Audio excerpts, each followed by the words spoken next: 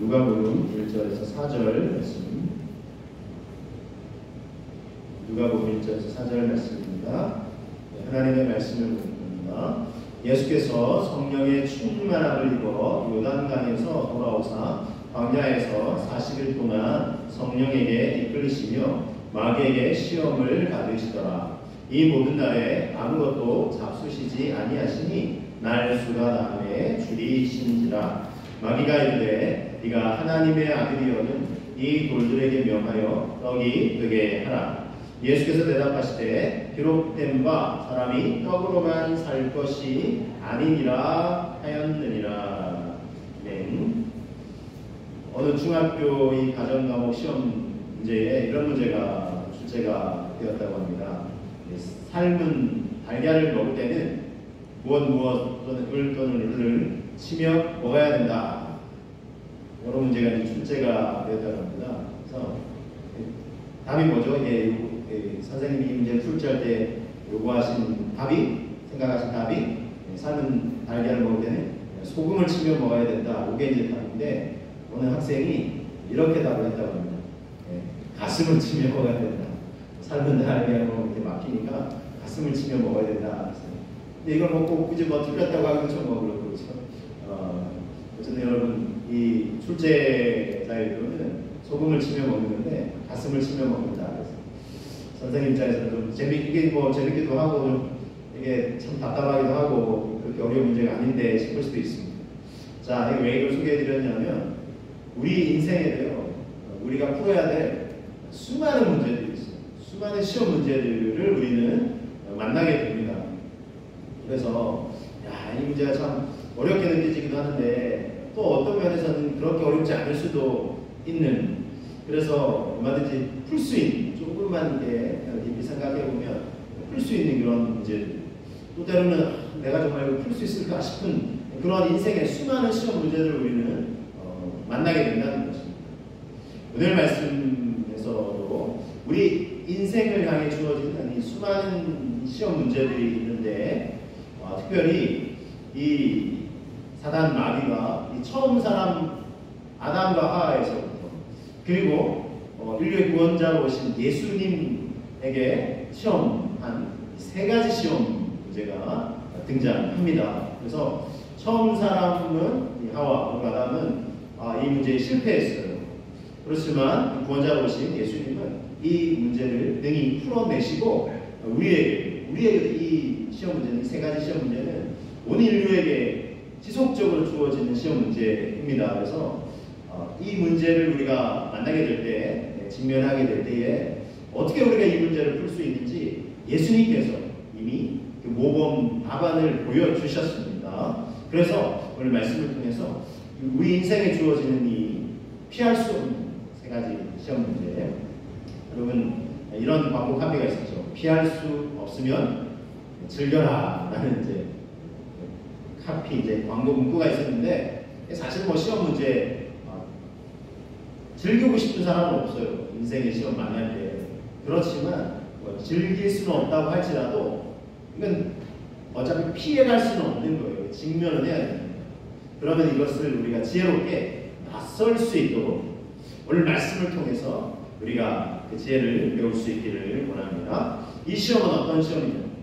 통과할 수 있나요? 우리가? 통과할 수 있습니다. 왜냐하면 이미 통과하신 분이 계세요. 누구십니까?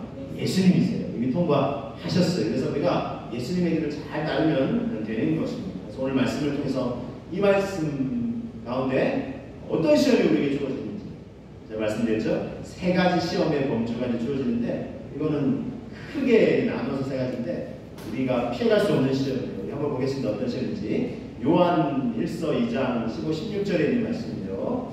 이 세상이나 세상에 있는 것들을 사랑하지 말라. 누구든지 세상을 사랑하면 아버지의 사랑이 그 안에 있지 아니하니. 16절이 중요합니다. 16절을 같이 한번 되새겨보겠습니다. 이는 세상에 있는 모든 것이 육신의 정욕과 안목의 정욕과 이생의 자랑이니 다 아버지께로부터 온 것이 아니요 세상으로부터 온 것이니라. 그랬습니다. 자, 어떤 시험인지 생각해 드릴게요. 첫 번째 시험은 육신의 정욕이라는 시험입니다. 이것이 우리에게 주어진, 인류에게 주어진 첫 번째 시험입니다. 물론 예수님도 이 시험을 이제 당하셨고요. 자, 육신의 정력의 시험 말씀을 통해서 확인해 보겠습니다. 누가복음 4장 1절에서 3절까지 말씀인데요. 자, 예수께서 성령의 충만함을 입어 요단강에서 돌아오사 광야에서 40일 동안 성령에게 이끌리시며 마귀에게 시험을 받으시더라. 이 모든 날에 아무것도 잡수시지 아니하시니 날 수가 다음에 줄이신지라. 3절 마귀가 이르되 네가 만일 하나님의 아들이거든 이 돌들에게 명하여 떡이 되게 하라 했습니다. 자, 40일 동안 예수님이 이게 성령에게 이끌려서 지금 마귀에게 시험을 당하시는데 40일 동안 광야에서 아무것도 못 드시고 굶주리셨어요. 얼마나 배가 고프셨겠습니까? 자, 근데 성령에게 이끌려서 마귀에게 시험을 받는 이게 통과의 구원자로서, 왜냐하면 온 인류가 이 세 가지 시험에 처음 사람 아담과 넘어가겠죠. 근데 예수님이 이걸 극복하셔야 온 인류가 이 시험에 직면하기 때문에 이길 수 있는 길을 예수님이 보여주시기 위해서라도 구원자로서 이 시험을 지금 나가시고 계시는 것입니다. 첫 번째 시험에서 너무 배가 고프잖아요. 근데 이 돌들이 많은데 이 돌들이 명하여 네가 하나님의 아들이라고 그러면 이 돌들이 명하여 떡덩이가 되게 하라. 너 지금 굶주려서 지금 배고파서 너무 힘들잖아. 이 돌들이 명하여 떡덩이가 되게 하라. 그랬어요. 당장의 배고픔을 해결하라는 것입니다. 이 배고픔의 문제. 인류에게 얼마나 중요한 문제예요. 그런데 여러분, 우리가 조금만 좀 생각해 보면 배고픔의 문제를 해결하라고 하는 것이 시험인가요? 이게 문제인가요? 그럼 어떻게 생각하세요? 이 배고픔의 문제는 온 인류가 사실은 직면하고 있는 문제잖아요. 배고픔의 문제 해결해야 되잖아요. 근데 이게 왜 시험이냐 하는 것입니다. 이것에 관해서 제가 이제 말씀을 풀어서 설명을 드리겠습니다. 이건 단순히 배고픔의 문제만이 아니기 때문에 그렇습니다. 단순히 지금 육체가 굶주려서 배고픈 이 문제만이 아니에요. 이거는 조금 더 이제 확대해서 우리가 생각해 보면 우리 육신에 필요한 것을 채우는데 그럼 이게 뭐가 문제가 됩니까? 얼마든지 우리가 생각해 볼 수 있어요. 그러나 조금 더 깊이 생각해 보면 이것은 충분한 시험거리가 될 수 있습니다. 왜냐하면 이게 육신의 배고픔의 문제인 것만 같지만 조금 더 확대하면 육체의 피로를 채우는 거예요. 그리고 육신의 만족과 더 나아가면 쾌락 등 우리의 몸담고 있는 육체의 욕구를 해결하는 것입니다. 그러니까 기본적인 욕구를 해결하는 게 뭐가 문제냐고요? 계속 이런 질문을 할 수 있어요. 근데 문제는 그것에만 집중하게 되면 문제가 일어나게 돼요. 어거스틴의 이 고백록에서 보면 이것과 관련돼서 이야기하는 걸 제가 좀 소개해 드리겠습니다. 이해하기 쉽도록요. 자, 육신을 입고 사는 인간이 육신의 이게 감관이라고 하는데 육체의 감각을 통해서 느끼는 그런 느낌과 또 자각하는 것을 이게 감관이라고 하는데 이 욕구로부터 자유로울 수 없어요. 사실 그렇죠? 어느 인생이 이 욕구로부터 자유로울 수 있겠습니까? 더욱이 식욕이라든지 또는 성욕은 모든 이 생물의 자기 보존 그리고 종족 보존을 위한 자연 발생적 욕구입니다. 그렇죠? 근데 여기까지 문제가 안 돼요. 그러나 이것이 이 욕망, 욕구가 이 왜곡이 되는 거예요. 그리고 또는 쾌락이 목적이 될 때에는 이게 정욕이 되는 거예요. 예를 들면 기본 우리가 이런 말 있잖아요. 선을 넘었네. 저 사람 선을 넘었네. 여러분 육체의 배고픔 채우는 건 문제가 아니에요. 그렇지만 선을 넘어가면 문제가 된다는 거죠. 그래서 육체의 배고픔의 문제를 해결하기 위해서 조금 더 이제 확대를 하면 내 필요를 채우기 위해서 내가 더 많이 가지기 위해서 내가 더 많은 돈을 육체의 필요를 채우기 위해서는 돈이 필요하니까 더 많은 돈을 얻기 위해서 선을 넘는 거예요. 다른 사람을 해하는 거예요. 그럼 어떻습니까? 이거는 선을 넘는 거예요. 육체의 피로를 채우는 걸 넘어서 더 이렇게 선을 넘어서 해서는 안 되는 영역까지 침범하는 걸 넘어서는 거예요. 이것이 문제가 된다는 것입니다. 그래서 단순히 그냥 배고프니까 이거 육체의 피로를 채워 먹어 이 문제가 아니라 왜냐하면 이게 이제 아담과 하와도 이제 기억하고 있는데 이게 이제 먹음직하다 그러는데 그러면서 이걸 이제 과욕을 부르는 게 문제예요. 예를 들면 에덴 동산에 있는 모든 나무실과 하나님 다 먹어도 좋다 그랬잖아요. 딱 하나만 먹지 말아 달라고 부탁한 거. 물론 이제 엄밀히 말하면 명령하신 거지만 창조주 하나님께서 피조물이니까 그거 하나만 생각해 보세요. 왜 하나님 그것도 금지하시는데 그렇게 생각할 것이 아니라 반대로 생각해 보면 그거 하나만 조심해 달라고 했고 다른 건 다 먹어도 좋다고. 그러니까 굳이 그거 욕심 안 부려도 되는데 사탄은 딱 그거 욕심 부리게 만들어요. 선을 넘는 거예요. 그래서 그거 볼 때마다 하나님 먹지 말라고 하셨는데 창조주와 피조물과의 관계를 딱 잊지 말라고 하나님께서 딱 그걸 명령하셨는데 사탄이 그걸 넘어서게 만들어요. 이거 먹으면 입이 밝아져서 하나님처럼 될까봐 먹지 말라고 하는 거예요. 선 넘었어요. 사탄은 선을 넘어서 하나님에 의해서 이렇게 피조된 천사였잖아요. 그리고 세상을 섬기라고 지음받은 존재였는데 만물이 하나님을 예배하고 경배하는 거 그거 배가 아파가지고 자기가 경배받으려고 반역을 피하다가 천상의 세계에서 쫓겨나서 그러니까 선을 넘었죠. 많이 인간에게 자꾸 선을 넘으라고 자꾸 유혹하는 거예요. 가정에서 지켜야 될 선이 있잖아요. 넘으라고 하는 거예요. 모금직도 하고 보암직도 하고 그 미혹을 통해서 선 자꾸 넘으라고 유혹하는 거예요. 선 안에서 행한다면 문제가 되지 않지만 선을 넘어서는 순간 문제가 되기 때문에 그런 것입니다. 얼마 전에 이제 이 재벌집 막내 아들이라는 드라마가 인기를 끌었어요. 이 재벌집 자녀들은요 학교를 다니면서 알고 봤더니 이제 다른 친구들하고 다르게 자기들만의 모임이 있어요. 그래서 왜 자기들만 모이냐면 앞으로 자기들은 뭐 계속 재벌에 이제 뭐 2세 3세들이고 하니까 계속 이제 가업도 물려받고 이제 하니까 그런 사람들하고만 어울려야 된다는 거예요. 천한 사람들하고 어울릴 수 없어 라는 관계. 그러면서 뭐 관계도 자기들끼리 형성하고 나중에 뭐 사업할 때도 유리하고 이렇게 하니까 자기들만의 그런 이제 모임을 계속 갖는 거예요. 그런데 여러분 실제 여러분 많은 물론 아주 이제 뭐 잘 기업을 경영하는 그런 사람들도 있어요. 그렇지만 태만히 그런 재벌 뭐 3세들 이런 사람들 물질적으로 부족함이 없어요. 먹고 사는 문제 아무 문제가 없어요. 그런데 그런 사람들이 어디에 손을 댈까요? 쾌락, 마약에 손을 대는 거예요. 그래서 마약에 중독된 사람이 굉장히 많다는 거죠. 이거 뭐 재벌 뭐 자녀들뿐만 아니라 웬만한 먹고 살만한 나라들, 경제적인 대국들 가운데서 우리나라도 막 그동안 먹고 살기 어려웠잖아요. 근데 지금은 사실은 먹고 사는 그 아주 기본적인 생존의 문제, 물론 그것도 어려워서 지금 참 안타까운 생각을 하는 분들도 적지 않습니다만은 그러나 과거 몇십 년 전에 비하면 우리나라 얼마나 먹고 살기 좋아졌습니까? 그런데 무슨 문제가 일어나요? 젊은이들 사이에 쾌락이 심취하여 마약에 손대는 경우 지금 몇 년 사이에 우리나라에 마약이 굉장히 많이 유통되고 그런 범죄들이 많이 일어나고 있다는 겁니다. 이 우리나라만의 문제가 아니에요. 소위 말해 선진국이라는 나라는 마약에 심취한 사람도 너무나 많아요. 지금 무슨 얘기를 하는 겁니까? 사람이요 육신에 배고프면 이제 뭐 이거 해결하는 거 그것만이 문제가 아니에요. 근데 그거 해결하면 당연히 해결해야죠. 근데 해결하잖아요. 그러면 이제 예를 들면 배부른 거 든다잖아요. 그리고 뭐 앞서 이제 재벌집 다니는 돈은 넘쳐나요. 어디에 손을 대는 거예요? 마약, 그리고 쾌락이 심취하는 거예요.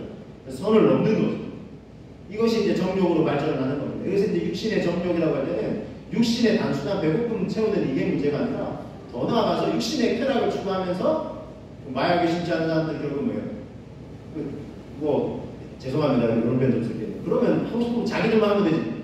다른 사람들에게까지 먹이는 거예요. 심지어 뭐 남자들은 욕구를 채우기 위해서 어떻게 해요? 뭐 이렇게 나이트클럽 같은 데 가서 뭐 처음 만난 사람 술에 그런 마약을 가가지고 그런 짓을 한단 말이에요. 왜요? 자기 쾌락을 채우기 위해서. 그래서 여러분 이게 이 성경 말씀이 왜 지금 이걸 육신의 정욕이라고 이렇게 정의를 내리면서 우리가 이 시험을 이겨내야 한다고 말씀하냐면 이런 문제이 온 인류사에서 지금 큰 문제로 작용하고 있기 때문에 그런 것입니다.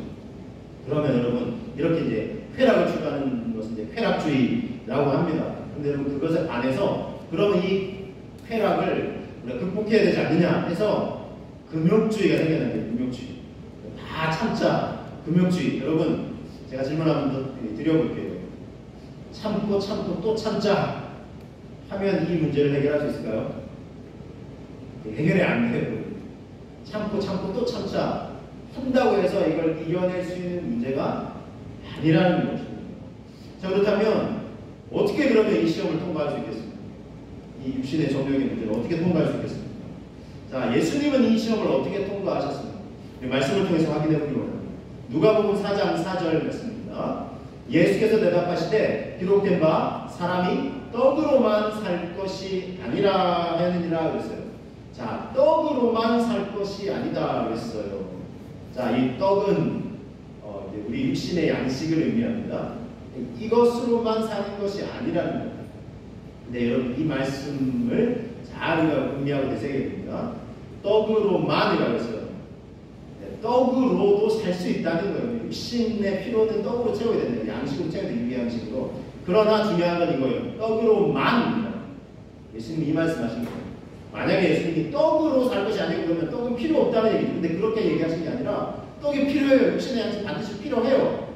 성경에서도요. 이 육의 양식 또는 우리가 아주 중요한 게 돈 얼마나 많이 언급하고 있는지 몰라요. 그게 필요 없다고 얘기하지 않으실 때 다 참아내고 그건 필요 없고 성경은 절대 그렇게 얘기하지 않습니다. 필요하다는 겁니다. 그러나 그것에만 심취해서 빠져서 그것을 얻기 위해서 선을 넘는 행위 이거는 우리가 지켜야 한다는 것입니다. 이겨내야 한다는 것입니다. 자 그러면 떡으로만 살 것이 아니라 누가복음은 이렇게 설명했는데 똑같이 예수님의 시험을 소개하고 있는 마태복음에서는 한 걸음 더 나가요. 우리 마태복음 4장 4절 같이 한번 고백해 보겠습니다. 예수께서 대답하여 이르시되 기록되었으니 사람이 떡으로만 살 것이 아니요 하나님의 입으로부터 나오는 모든 말씀으로 살 것이라 하였느니라 그랬어요. 자 이제 말씀하고 있어요. 떡으로만 사는 것이 아니다. 그러면 뭘로 사나요? 라고 질문했을 때 하나님의 입에서 나오는 모든 말씀으로 말미암아 산다는 것입니다. 즉 육의 양식만이 아니에요. 왜냐하면 사람은 육신만 있는 존재가 아니에요. 만약에 육신만 있다면 떡으로만 살면 돼요. 그런데 떡으로만 살 것이 아니라 왜요? 사람은 육으로 만든 존재가 아니기 때문에 혼이 있고 영이 있는 존재이기 때문에 그렇습니다. 영혼이 있는 존재이기 때문에 그래요. 그래서 영혼을 위한 양식도 필요하다는 것입니다. 그것이 무엇이라고요? 하나님의 말씀이라는 것입니다. 자 그래서 영혼의 양식을 채워야 돼요. 자 우리 요한삼서 1장 2절에 이렇게 말씀하고 있어요. 사랑하는 자여 너의 영혼이 잘되는 같이 네가 범사에 잘되고 강건하기를 내가 강구하노라 그랬어요. 이게 뭐 소위 말해 삼중 축복이다 이렇게 읽어지는데 그것에 집중할 게 아니라 저는 여기에 집중해야 돼요. 뭐냐면 영혼이 먼저 잘되는 게 우선순위를 강조하고 있다는 거예요. 영혼이 잘되지 않고 하나님 복 주세요. 이게 복이 뭔데 막 물질적인 부유한 풍성한 여러분 성경이 말씀하는 복은 그게 아니에요. 너무나 우리가 복의 의미를 이렇게 딱 축소시켜가지고 물질도 필요하다 필요 없다는 게 아니에요. 그냥 그것만이 아니에요. 하나님이 우리에게 주시는 복은 이거보다 훨씬 광범해요. 처음 사람 아담을 처음 지으실 때부터 사람을 지으셨잖아요. 하나님의 형상들을 지으시고 그들에게 복을 주셨어요. 그리고는 생육하여 번성하고 땅에 충만하고 땅의 모든 생물 만물들을 다스리라고 했어요. 하나님 주신 사명을 감당할 수 있도록 하나님이 내려주신 사람이 사람답게 살고 하나님 주신 사명을 감당할 수 있도록 내려주신 모든 혜택이 복이에요. 그러니까 복이 어마어마해요. 아브라함에게도 내가 너를 복 주겠다. 복의 근원이 되겠다. 만민이 천하 만민이 너를 통해 복을 얻을 것이다. 엄청나요. 성경이 말씀하는 이 엄청난 복의 의미를 물질적으로 부여한 이거 하나로만 딱 축소시키는 게 아니라는 거예요. 그래서 왜 자꾸 교회 다니면서 복 달라 기복신앙과 비판하는 분들의 의미는 그거예요. 이것만 달라는 거예요. 아니에요. 그렇다고 이게 필요 없다는 게 아니에요. 떡으로도 살죠. 그러나 떡으로만 살려고 나의 모든 인생을 다 걸고 모든 에너지를 다 투자하고 그래서 여러분 이런 현상이 생겨요. 먹고 살기 바쁜데 이걸 좀 풀어서 알기 쉽게 제가 설명드리겠습니다. 도대체 그러면 배고픔의 문제라는 또 육신의 양식, 육신의 정력이 뭐예요? 제가 설명드릴게요. 먹고 살기 바쁜데 교회 가서 예배 드린다고? 이렇게 해서 화면 좀 띄워주세요. 먹고 살기 바쁜데 교회 가서 예배 드린다고? 이게 지금 육신의 이 정력의 시험에 많은 사람들 생각이 돼요. 수많은 사람들이 이래요. 먹고 살기 바쁜데 무슨 예배를 여러분 이런 사람들 수많은 우리나라가 몇 천만 명 돼요. 주중에 일하느라 피곤한데 주일에 주말에는 쉬어야지. 주일에는 쉬어야지. 무슨 예배 교회가 또 시간 없는데 성경 읽고 공부할 시간 어딨냐. 그러면서 뭐 할 거 다 하잖아요. 여러분 시간 없다고요? 먹을 시간 내잖아요. 잘 시간 내잖아요. 우선순위의 문제입니다. 영혼의 양식에는 무관심한 거예요. 영혼의 양식이 무관한 거예요. 네? 영혼의 양식인데 영혼의 필요를 무시하는 게 이런 거거든요. 보세요. 저도 이렇게 말씀 분산하면서 좀 더 다른 데도 막 들어드리고 싶은데 이 수많은 인생들이 여기 걸려야 넘어지는 거예요. 그래서 뭐 예배 빠진 거 미리 비제하고 왜요? 난 바쁘다 이거 일하기 바쁘고 또 주중에는 일했는데 대충 주일에는 쉬고 여행 가고, 예배 드릴 시간이 어딨냐고. 성경 읽고 뭐 공부할 시간이 어딨냐고. 그죠? 여러분, 말씀 묵상하는 거 저도 이제 했는데, 영혼의 필요를 무시하는 거예요. 영혼의 양식이 필요해요. 예수님은 제자들에게 기도를 가르칠 때 분명히 일용할 양식을 주옵소서라고 기도를 하라고 했어요. 근데 그건 우리 육의 양식, 당연히 육의 양식도 필요하죠. 그러나 우리 영혼이 일용할 양식도 필요하다. 그래서 여러분, 우리가 매일매일 묵상할 거리를 제가 이렇게 공유해 드리잖아요. 우리 단체 야반에서. 그거 클릭하면요, 얼마 안 걸려요. 길어야 한 10분 이렇게 되는데, 그것도 잘 되어 있어요. 제가 말씀드렸죠. 요즘은요, 세상이 얼마나 편리한지. 그거 딱 이렇게 뭐 설정하는 거 눌려가지고 보면 속도 조절하는 거 있어요. 그래서 1.5배속도 가능하고, 심지어는 2배속도 가능해요. 그래서 몇 분만 투자하면 이게 충분히 들을 수 있어요. 여러분, 시간 없어요, 바빠요, 난 말씀 읽을 시간조차 없어요 라고 하는 건 정말 핑계다. 네 영혼이 지금 굶주려 가는데 하나님 보시기에 그거 지금 영혼이 굶주려 가는 걸 못 보고 있냐. 너 육의 양식 배고파서 뭐, 야, 하루만 안 먹어도 너 배고파서 네 육의 양식 채우려고 막 혈안이 되어 있잖아. 영혼의 양식, 영혼의 양식. 여러분, 이거 명심해야 돼요. 왜냐하면 우리 영혼이 굶주려 가는 거예요. 육의 양식도 여러분 제대로 안 먹으면 어때요? 우리 몸이 기력이 없죠. 영혼의 양식도 마찬가지로 왜 이렇게 영적으로 무기력하지? 잘 생각해 보세요. 내가 하나님 앞에 말씀 묵상 가운데 또 기도 가운데 얼마나 하나님과 교제했는지. 너무 바쁘다고 그거 뒤로 미루고 있으면 우리는 지금 이 시험에 넘어지고 있는 거예요. 이 첫 번째 시험. 지난주 사실 이 말씀을 언급하고 제가 이번 주 다른 말씀을 좀 전할까 하다가 기도하는데, 이 세 가지 시험은 정말 다시 한번 중요해서 다시 한번 나눠야 돼요. 필요해서 자세하게 좀 나누고 있습니다. 여러분, 이 첫 번째 영혼의 양식이 필요하다면 육의 양식만이 아니라 이 사실 좀 꼭 기억하시고, 이 영혼의 필요를 채우는 영혼의 양식을 채워서 우리의 영혼이 더 건강해집니다. 물론 육의 양식을 포함해서 기본적인 선을 넘지 않는 선에서. 그래서 이제 이 아굴의 기도라는 기도가 있어요. 잠언 29장에 30장이 있는데, 나를 가난하게도 구하게도 말라고 기도했어요. 너무 가난해서 남의 물건을 훔치고 할 정도로 그러면 안 되죠. 너무 부해서 하나님이 어디냐, 이거 내가 이거 이렇게 부유함을 누리는데 무슨 하나님이 주신 거냐 이거 이렇게 교만해서 하나님도 모른다 할까.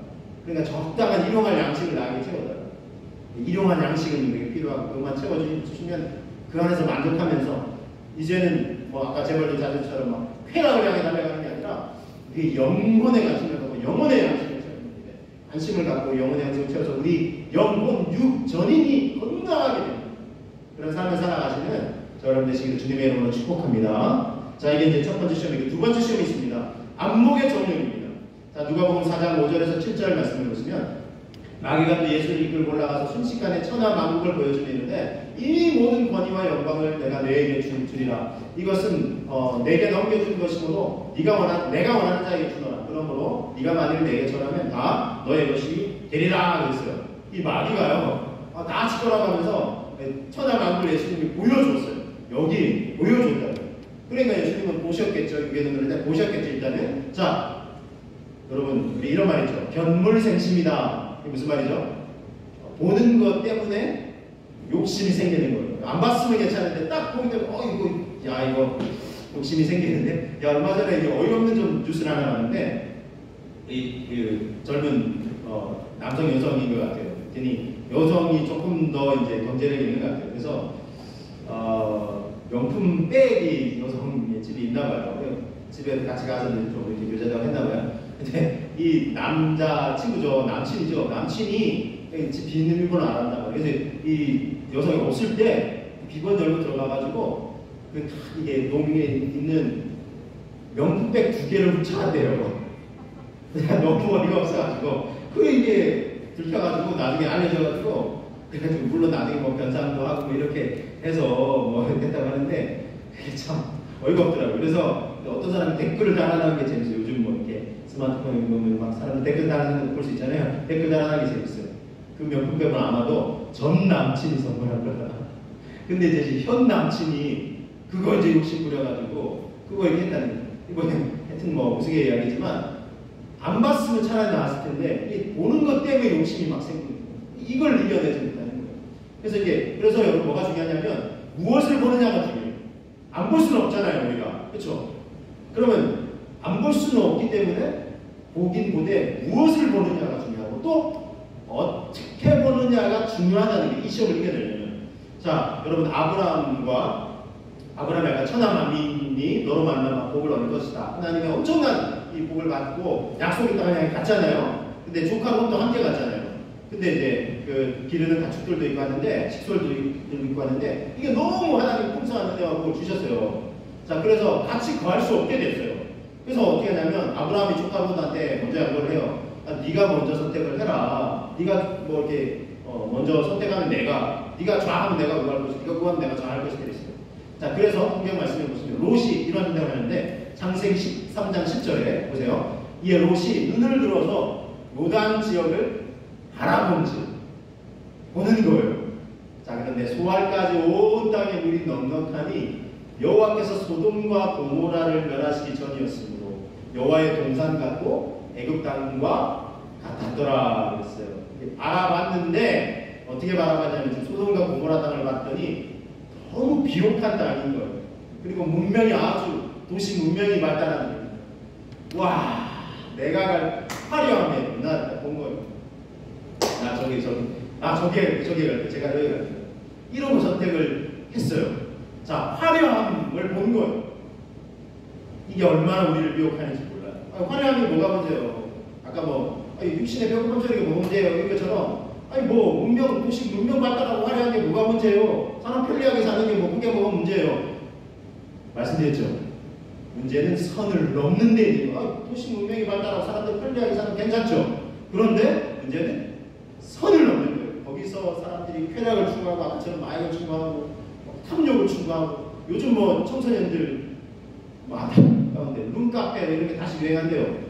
옛날 만화방 이렇게 노래방 수준에 이제는 완전히 못될 수준이래요. 못될 수준. 그래서 거기서 청소년 범죄들이 막 일어난다는 게 성범죄들이 일어나고.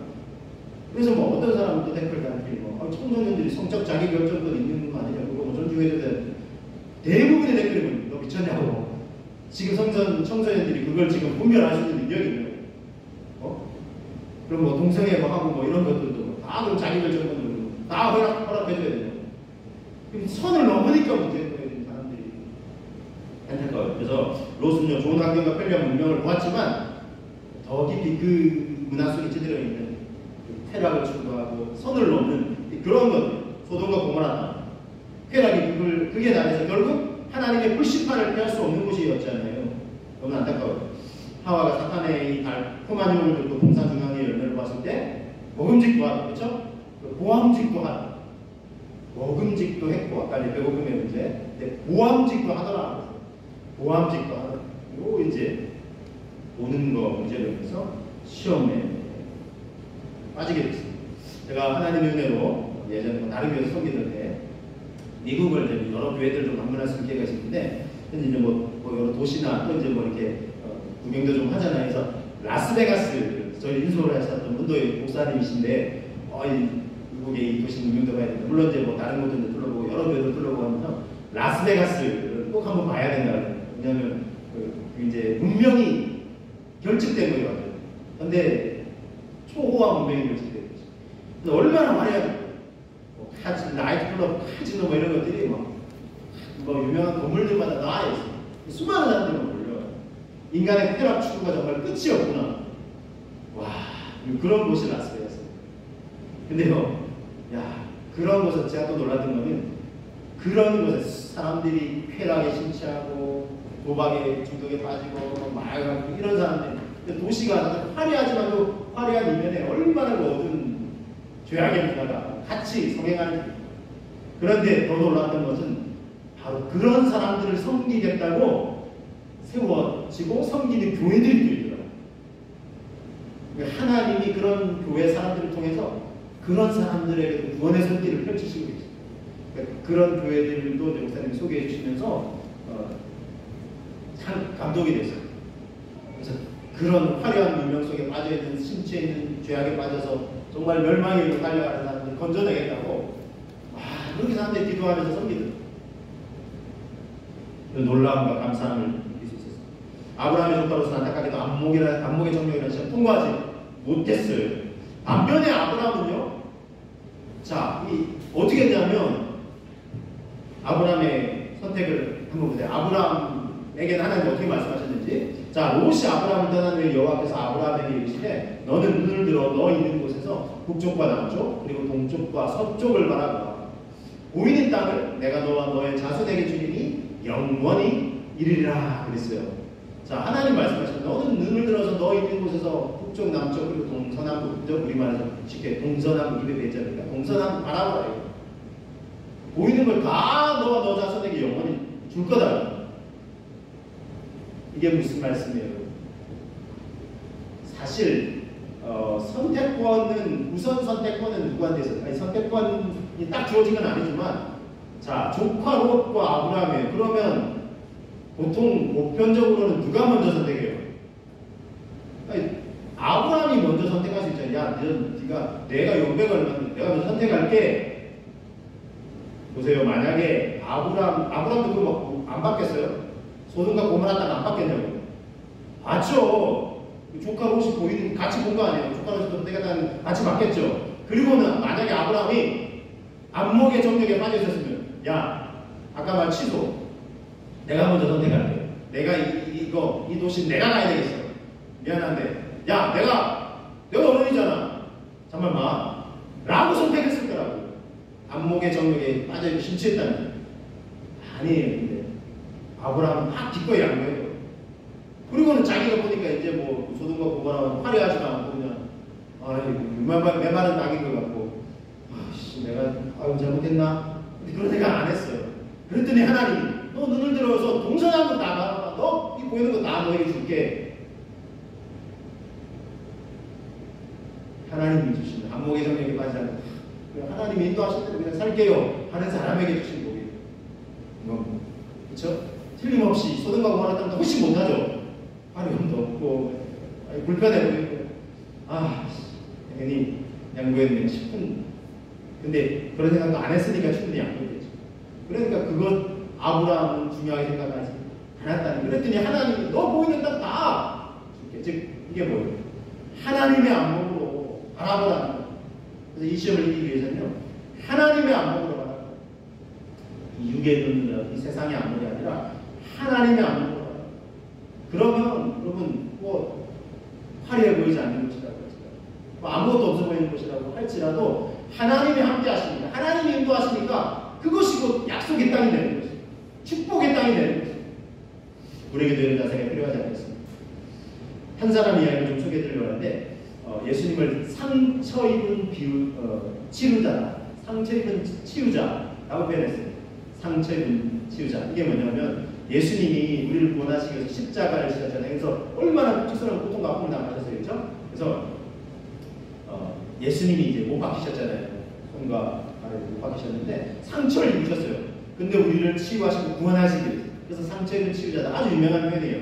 이걸 표현한 헬리나 오웬이라는 영성가인데 이 사람은 굉장한 엘리트입니다. 미국 하버드 대학을 자기도 나오고 교수로도 재직하고 있었고 자기만 뭐 굳이 그런 선택을 안 하면 종신 교수로 그냥 은퇴를 할 수 있는 그런 상황이었는데 이 교수님이 갑자기 자기가 섬기던 다니던 이 하버드 대학을 얼마나 누구든 다 가고 싶어 하잖아요. 근데 그거 사임을 하겠다고 합니다. 그래서 주변 사람들이 다 깜짝 놀라. 왜 그러냐?